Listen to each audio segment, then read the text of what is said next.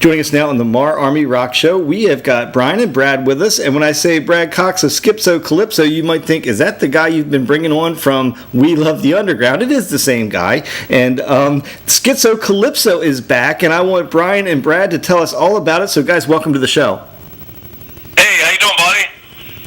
I'm doing great, man. And so we're excited to hear about the return of Skitzo Calypso. So tell us a little bit about it. Why now? Why reunite the band?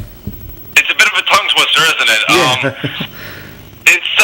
It just seemed like the right time. We Love the Underground was kind of winding down there, and actually one of the things that had transpired was that whole trademark debacle back in last November, and I guess kind of going through that process, we realized that there was a lot of people that were still interested in the band and what we were doing, so that kind of spurred some conversations, and a couple variables kind of fell into place the right way, and when Gary and I were kind of like looking at each other after the We Love the Underground bit, it was kind of like, well, what are we going to do now? So we asked Pat from We Love the Underground, and he said, yeah, he'd love to do it, and Brian was available, so that was kind of how that all came together. So give us a little bit of a look behind the curtain as to what's coming out. Now, I actually started off the rock show last week with Reaching for an Emerald Sky, so let's start with that conversation. Tell us what that tune is about. Reaching for an Emerald Sky, the whole EP is basically centered around the idea of dreams and chasing dreams, and sometimes that can be a good thing, and sometimes that can not be such a great thing. But in Reaching for an Emerald Sky, a lot of the tune is about Dorothy from Dorothy from The Wizard of Oz, and a lot of the lyrics kind of play into that. Obviously, in that movie, she's chasing something, and then she finds out in the end that what she was looking for, she already had at home. So it kind of follows the journey of a dreamer, and by the last track, it ties it all together with kind of a nod to Alice in Wonderland. So I'm intrigued a little bit more about the concept album nature of that. How long have these ideas been kicking around? Because, you know, we've had Brad on as the novelist before. Have you had these, are these brand new, or are these things you've been kicking around for a little while? Actually, when We Love the Underground started kind of falling apart at that point, I got very self-reflective. So it was kind of, I wanted to write songs that were a growth, just not only musically but emotionally for me, and that was where I was at. Just kind of doing this for as long as I've been doing it. It just seemed like a theme that I could really tap into and get passionate about. So it kind of evolved naturally on the spot, really, over the past, I guess, 7 or 8 months now. Now, talk a little bit, and maybe I'll throw this one to Brian. Talk a little bit about the chemistry of the band. You know, Skitzo has been through a number of lineups, you know, over the years. Talk about a little bit about the chemistry of this current lineup, and you know how long you guys have worked together in various projects over the years. For folks that don't know. Well, obviously, Gary, Brad, and myself have been, you know, doing stuff for the better part of 15 years. My brother and I, obviously, my brother plays drums. We've been, you know, since we were, you know, pretty much little kids playing together. So we obviously have our dynamic that has always worked. I guess we're some of the better brother duos that don't try and kill each other all the time. And then with bringing Pat in, the first song we really kind of threw together was Reaching for an Emerald Sky, and it kind of really is equal parts of everybody, and it was kind of the first time the four of us had all written together, and we really didn't know what was going to come out of it. It kind of started as a shell that Brad had put together, and then we were just kind of throwing riffs and ideas and stuff together, and I remember, like, a night or two before we went to the studio, we weren't even sure what it was, and then it ended up being, like, turned out really good and kind of put us in a good direction to record the rest of the stuff. It kind of really started as the balancing act of figuring out how we were going to write, you know, with Pat now, even if Pat had experience writing with Brad and Gary before, but Pat and I had never written together before, so it was a good way to kind of feel that out and kind of, you know, put a kind of skeleton together for the rest of the songs. Now, when I was talking to Brad earlier in the week, you said you may have possibly an exclusive tune for us tonight, so you want to tell us about what tune you're going to share with the world tonight and tell us about that song? Yeah, the tune's called The Broken Part of You. It's going to likely be the third track on the release, and it was another song kind of like Reaching for an Emerald Sky, where it started off with just like literally just like message board riffs flying back and forth.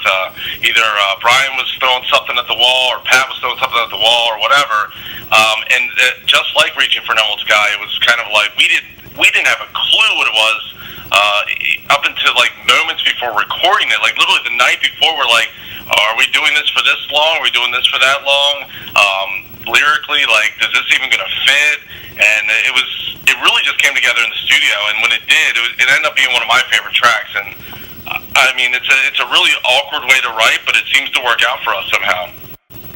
Now, for folks that were big fans of We Love the Underground, how do you compare that band to Skitzo Calypso stylistically? Are they similar in your opinion, or are they very different?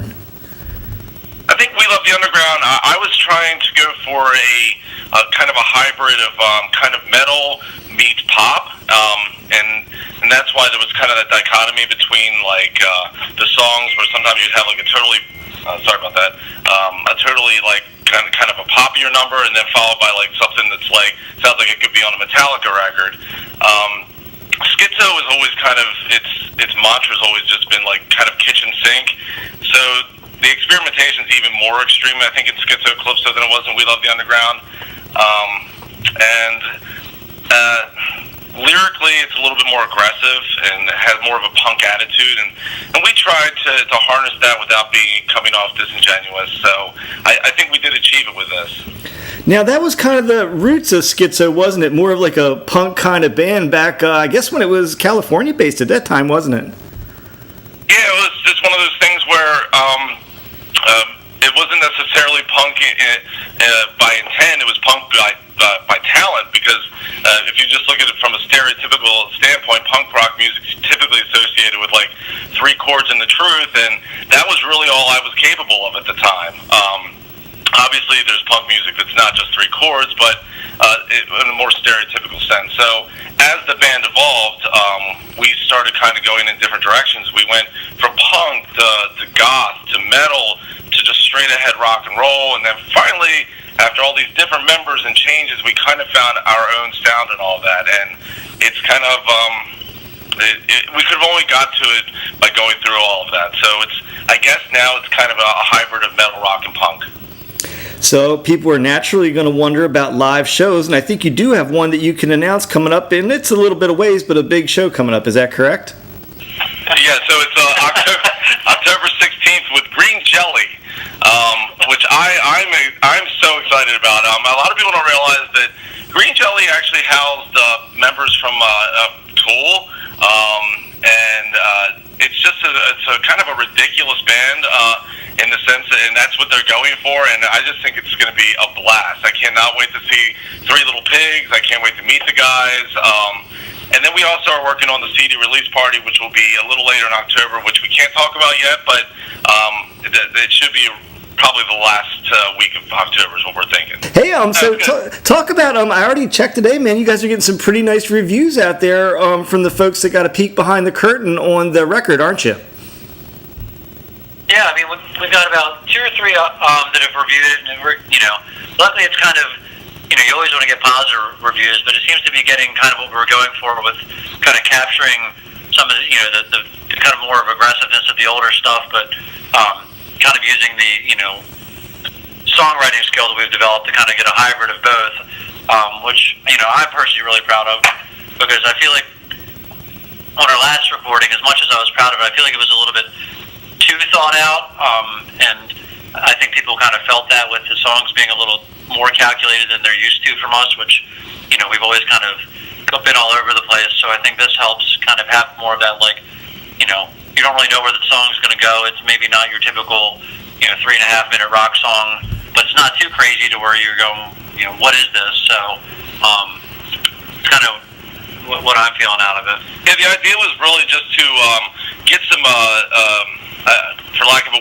better word, hype going, like, get some reviews going, get people interested, because in the digital space, it's tough. You work you put a lot of time into either an EP or a song or a record, and as soon as you put it out there, it's tough to keep the interest going.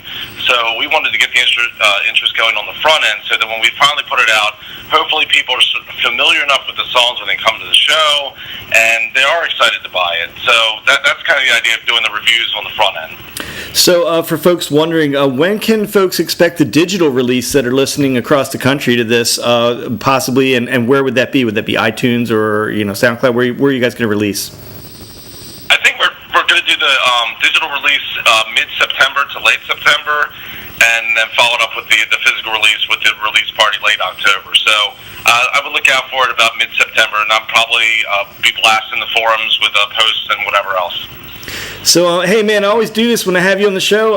Brad, I want to give you a chance. Go ahead. For people that don't know, you are a novelist. Why don't you go ahead and plug your novel real quick and let folks that are listening to this say, let me hear a little bit more from this guy.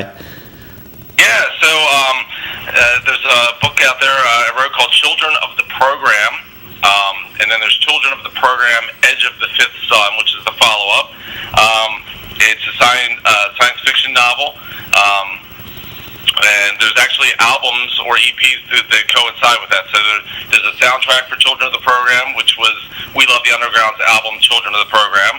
And then there's a soundtrack for Children of the Program, Edge of the Fifth Sun. I put out a solo EP called Edge of the Fifth Sun. So they're out there. They're on Amazon or iTunes. And, yeah, pick them up. We'd love the support. Well, hey, Brian and Brad, always a pleasure talking to you guys. They are Skitzo Calypso. They are back, and we featured Reaching for an Emerald Sky last week. We're going to play that one again this week, and we got an exclusive for you that you've already heard during this segment, The Broken Part of You. Guys, thanks so much for being on The Rock Show tonight.